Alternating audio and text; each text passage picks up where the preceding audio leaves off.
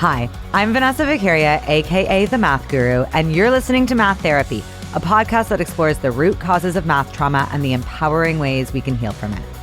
We're about to launch season 6, and I cannot wait to share these convos with you. This season covered so many topics that I know will hit home for so many of you.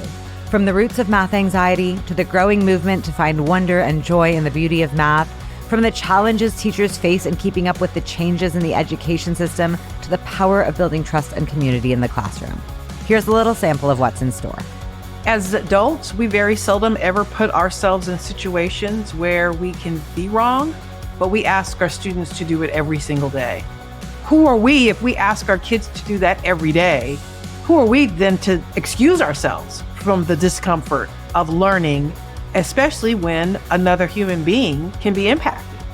If I get to spend 180 days in the classroom with a kid, I would rather them leave my classroom having a positive outlook on who they are as a math learner than knowing a bunch of shit about math. I think it's more important for their well-being and their future that they walk out feeling like they have a connection and they see themselves as a math learner. You don't learn music to start learning to play scales. People put the emphasis on thinking about math as learning scales versus listening to a symphony. I just want people to experience the symphony, even if they don't end up becoming professional musicians. The teacher and the student are on the same side. When I was an undergrad, I thought of my professors as like mini boss battles. It's like I need to defeat this boss to get my degree.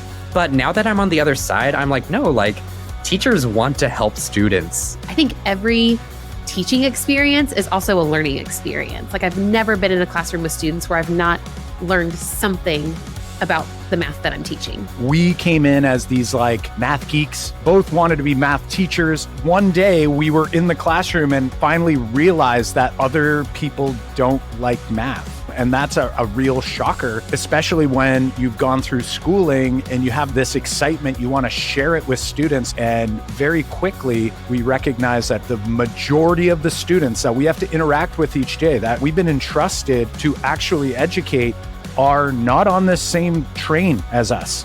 Mathematics classrooms can sometimes be extremely comforting, but they can be borderline abusive at times. Hence, why we would need math therapy. Math doesn't give people trauma. People give people trauma. And I think about that a lot in the classroom. And at the end, when we debriefed the lesson, the teacher said, that girl who shared first has never spoken all year in my class. But she several times raised her hand and wanted to participate because she suddenly felt comfortable. Like, she suddenly has a voice. She doesn't have to know the answer, but she has some opinion about things. And so she can talk about it. The reason why people feel like they're not a math person is because they've had some type of trauma or some type of negative experience. You might not be a rocket scientist, but you're still a math person. And if you had the right teacher, you would have been able to build that confidence even more. But even if you don't have the right teacher, hang out with people like me and we'll build your confidence over time. You'll be just fine. What books are to reading plays to mathematics. We all know we're supposed to read at home with our young children. Hey, you want your kids to read? Read to them from the moment they're born, right? So then it's like, okay, well, what do you do for math? And the answer is you've got to be playing with kids, but it's a type of playing that has to do with counting and organizing, but also patterns. Playing is really the key element.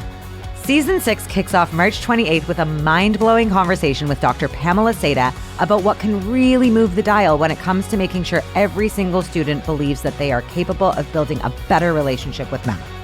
Until then, make sure you're subscribed to the podcast wherever you listen, tell a friend about the pod, and follow me at The Math Guru on Instagram, Twitter, or TikTok.